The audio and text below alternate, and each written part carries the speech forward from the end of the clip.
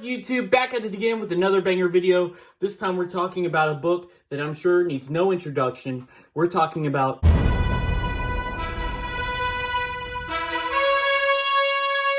So, it starts off, we get a look of Invincible. He's already in his superhero identity when we first start the book. And he's carrying this guy, this human bomb. And he says, you know, you really ruined my afternoon. And he just throws this guy. The guy explodes. And then as we turn the page, it's a flashback. So we go back 4 months and we see how he got to this point in the story. It's one of those things, it's done in a lot of TV shows and movies where, you know, you start towards the end and then go back and then, you know, it's a classic format for telling origin stories. So we're introduced to Mark Grayson. He's a comic book geek. He goes to high school. I think in the beginning he's in junior year of high school. This is his mom, Debbie, and that's his dad on the TV. His dad is Omni-Man, and he's like a Superman type of character. We're introduced on the next page to his friend William. William is a character who's there throughout most of the series as Mark's best friend. He's also in the animated TV show, which if you've seen the animated show, I'm sure you're familiar with a lot of beats from this story. Funny enough, the first season of the animated show takes a lot of different subplots for episode from the comic, but not necessarily in the same order, and it's not all from volume 1. Like they'll skip ahead to like volume 4 and include stuff from there and put it, you know, back earlier in the story. So you'll recognize some of these beats, but they pan out a little bit differently. So Mark, he works at this place called Burger Mart. It's basically a Burger King, and that's when he realizes that he has superpowers. He takes out the trash and accidentally throws it, you know, super high into the atmosphere. This is Mark's dad, Nolan Grayson, and as I said before, he has an alter ego named Omni-Man. So Mark, he's figuring out which powers he has. He'll basically develop just like his dad and have all the powers of his dad, but right now he has a little bit of strength and the ability to fly, but he can't control it very well.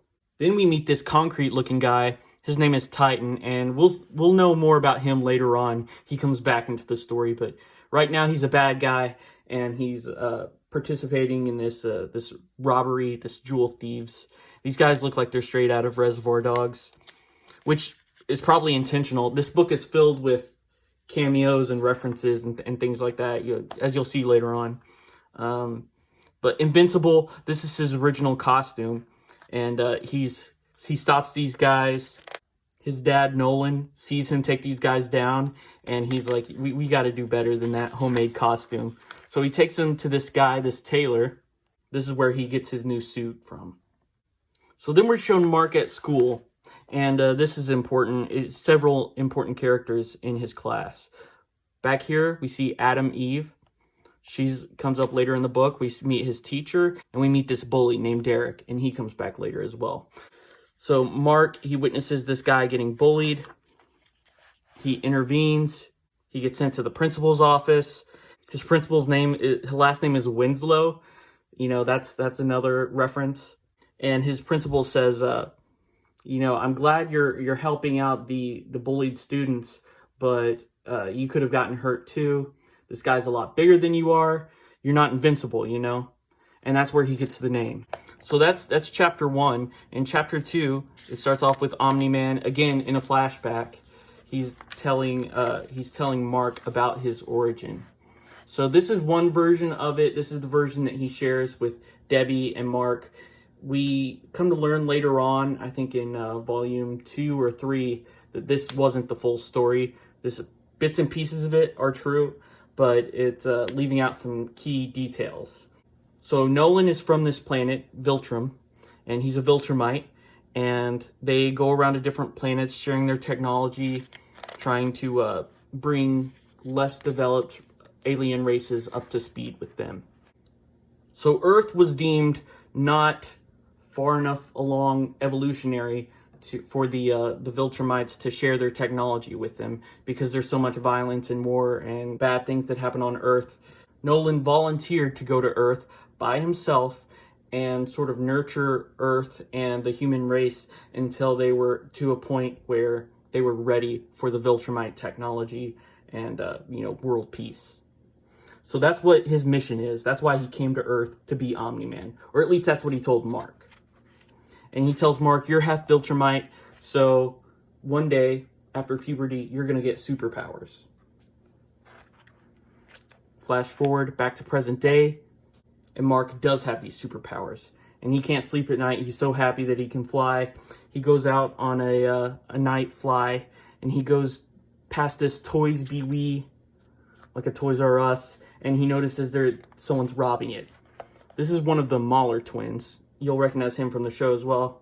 But he's stealing this big shipment of gaming consoles. So Mark tries to stop him, and he's interrupted by this team of young superheroes called the Teen Team, which is kind of like this universe's version of the Teen Titans. So they take down this Mahler guy. He realizes that he goes to school with one of the members of the team. The next day at school, he's trying to talk to her. They find out that they both have superpowers. She shows him where their secret lair is. It's on top of this bridge, and introduces him to the rest of the team. Got Robot, Rexplode, Duplicate, and her name is Adam Eve. I think I said that already. So they wiped this guy's memory, the Mahler twin. They wiped his memory of what happened the night before and dropped him off back where they had found him, which was at that Toys R Us parking lot. And they're planning on following him. They're like, since we wiped his memory, he'll probably lead us back to his base. That's exactly what happens.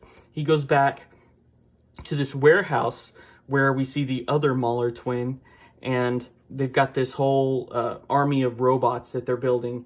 That's what he needed the game consoles for, was for the computer parts inside of it. It was to help finish their robots. So Invincible and Robot and Adam Eve burst in. They take down the Mahler twins. And we cut to Twin Pines Mall. And I'm sure this is a reference to Back to the Future. This is also our first time we see that the background character of Charlie Brown makes an appearance. He's in the background of a few of the issues of Invincible. It's just a funny little cameo. But this guy, he's asleep on a bench in the mall. He wakes up. He has something on his chest. He takes off his shirt, and he has one of these bomb vests on. And he explodes. And that's the end of Chapter 2. Chapter 3, we see Principal Winslow. He's giving the speech. He's like, be careful. Some of our students have been going missing. We come to find out that these missing teens are the same ones that are blowing up with these vests on. One of my favorite parts of this series is how Robert Kirkman is able to put all these different storylines and subplots throughout the book. Like there's the Mark's personal life with his classmates and with his friends. There's also like this short subplot about him having a job and him quitting, and it's just really well done, well balanced. It's like a juggling act of like all these different storylines that are going on. And this volume 1 is nothing compared to what he does later on with all the different characters and keeping track of everything that's going on. It's really impressive. So this is our first time meeting this alien race. They're the race that comes from a different dimension where time works differently there. So here in our dimension, they age super fast. In their dimension, time moves slower.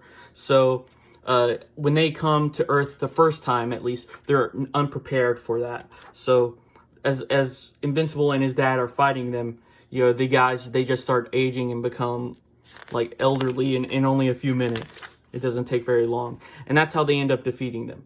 Now these guys come back later on and they have like a plan worked out for how they're going to attack. So this is just like setting up this alien race that they go up against later on. It also shows that Omni-Man is very powerful, and a little bit ruthless. Like he throws this tank at these people. He gets like, these dilated pupils, and it's kind of scaring Mark a little bit. You can tell he's never seen his dad this angry. He just chalks it up to never having seen his dad fight up close before. So he writes it off, and as they're flying home, they hear another call.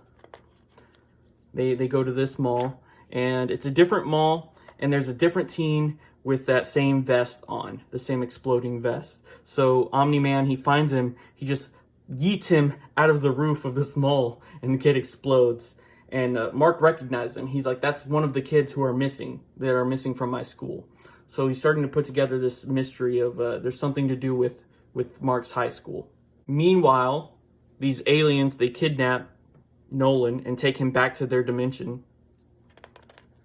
So Mark is on his own at the moment. And then we get to chapter 4. So Mark hasn't officially joined the team yet, but he is working closely with them. I didn't mention this earlier. Adam, Eve, and Rexplode, they're dating, at least for the moment. We see Mark at home with his mom. His mom's worried because Mark's dad hasn't come home yet. He's been gone a while. After class, Eve gets this call on her cell phone from Robot. He's been searching for this person who's kidnapping people from their school. The first place he went to was like the faculty, and he looked for anyone who might know how to build a bomb. And he finds this teacher who used to work for like a military contract place, and he got let go, and now he works at their school, and it turns out it's that same teacher from earlier. So they fly to his house and confront him. He confesses to it. He's like, yeah, I was the one who did it.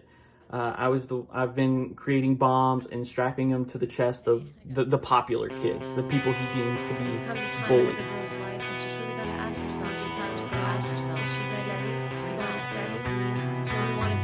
You see, it was the constant pestering and belittling from things like what you see before you that caused my son to commit suicide. My son's suicide resulting in my divorce. My divorce led to me losing my job. I'll spare you the details. It's not the death of my son that I'm avenging. It would be far too cliche. No, it's the destruction of my life that has me seeking revenge. It's the domino effect of pain and sorrow that these monsters create. Children that spend too much time at the mall, attend parties, consume alcohol, play sports when they should be studying and doing homework.